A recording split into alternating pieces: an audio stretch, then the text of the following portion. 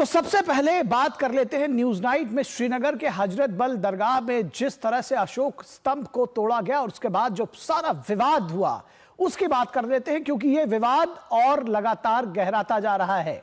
BJP ने इसको लेकर नेशनल कॉन्फ्रेंस और कांग्रेस पर तीखा हमला बोला है। बीजेपी ने इसे राष्ट्रीय अस्मिता पर प्रहार बताते हुए कहा है कि यह सिर्फ देश का ही नहीं बल्कि सम्राट अशोक और पूरे बिहार का अपमान है।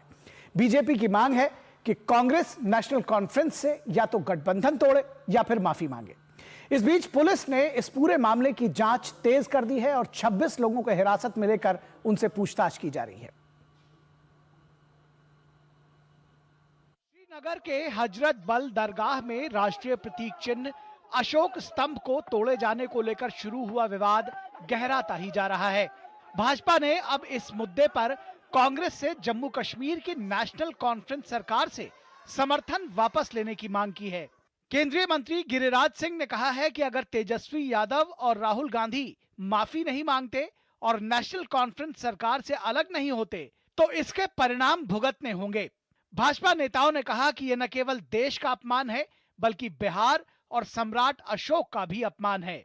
यह अशोक स्तंभ केवल अशोक स्तंभ नहीं है, भारत की भावना उसमें जुड़ी है, भारत के संविधान की आत्मा जुड़ी हुई है, बाबा साहेब अंबेडकर की आत्मा उसमें जुड़ी हुई है और अब तो अशोक सम्राट की अस्मिता भी जुड़ गई है। कितना अपमानित करेंगे अगर आपने तेजस्वी यादव राहुल गांधी माफी नहीं मांगा और फारूक अब्दुल्ला की पार्टी से सरकार से इस्तीफा नहीं दिया, इसका अंजाम भुगतना पड़ेगा। श्रीनगर के हजरत बल में जिस प्रकार से अशोक चिन्ह जो कि सम्राट अशोक ने अशोक स्तंभ में स्थापित किया था उसे तोड़ा गया, ये न केवल देश का अपमान है, यह अशोक सम्राट और स्वाभाविक रूप से अशोक सम्राट और बिहार उनका जो मिलान है, प्रत्येक बिहारी का ही अपमान है।